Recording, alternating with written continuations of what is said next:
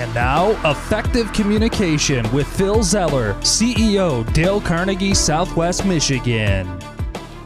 So there I was last Saturday, got up in the morning and my wife said, hey, let's have a cup of coffee. Oh, by the way, I grabbed the mail. We forgot to grab it yesterday. Mail's on the table there in the kitchen. And she goes, there's something in there you might want to take a look at. And I check out the mail and open up it and boom, a citation.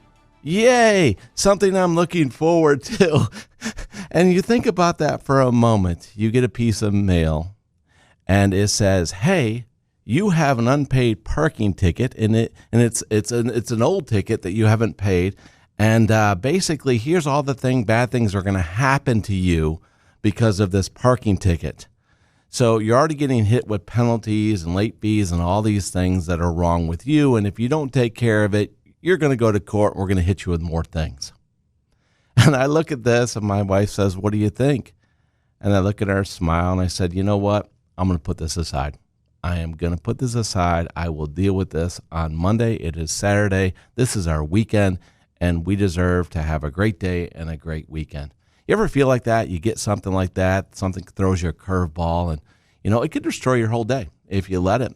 It easily could, because you look at it and you think, wow, this is awful. This is I'm being threatened by this letter the way it's written. It's not written in terms of my interest or mutual interest. It's a very threatening letter, and it's and for people in the world, that's scary. It's scary when they're threatened by an organization that has power.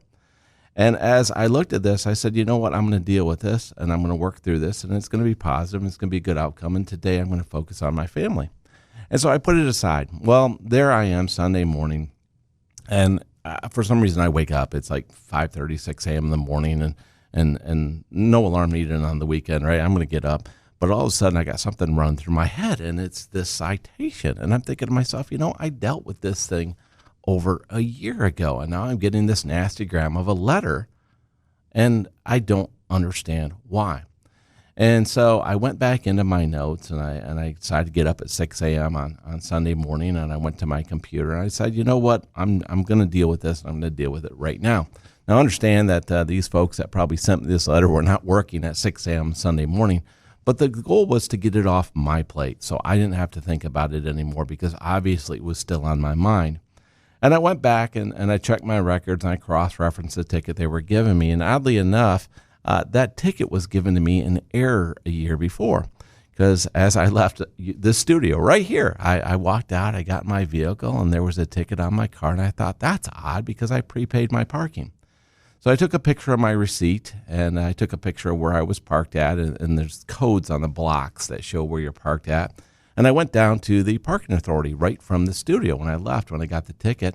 And I talked to the person behind the counter, and they said, well, let's take a look at this. And I showed her my receipt, showed that I had paid parking on my car. And she's like, well, there's been an error.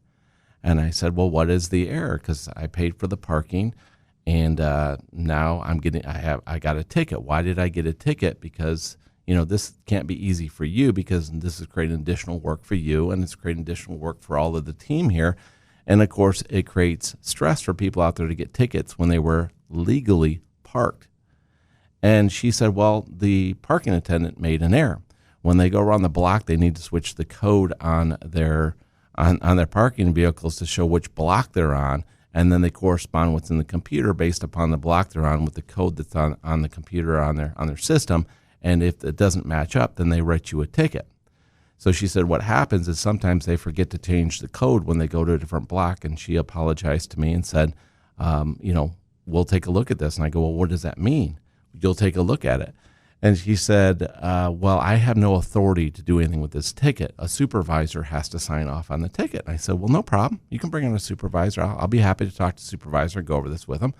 And she said, well, we don't have any supervisors here. And I said, pray tell, where are the supervisors? Where are the managers? She goes, well, we're still in COVID, and they don't have to come in. So I said, wow, that puts you in a very precarious situation. She goes, yes, it does. So I said, may I please have your supervisor's name and email and contact information so I can talk to him about this and have a good conversation. So I contacted the supervisor and talked about it, and I said, do you see how this policy in effect is putting people in a very bad situation, stressful situation for your employees that work for you. And they said, you know what, I can see that. And I asked them, you know what, why don't we take care of this so your people don't have to be stressed? People who are citizens don't need to be stressed, and everybody can get past a little mistake. And would that be better? And he said, you know what, it would be. We'll take a look. So when I got the citation last week, and I was like, come on, right? But I sent a note and I said, hey, thanks for following up on this. Looks like we still have some stuff to review there in the organization. So my point to you is always use encouragement, make the faults immediately correct. Don't attack people, attack issues, and you'll be the better person for it. Now go make it happen.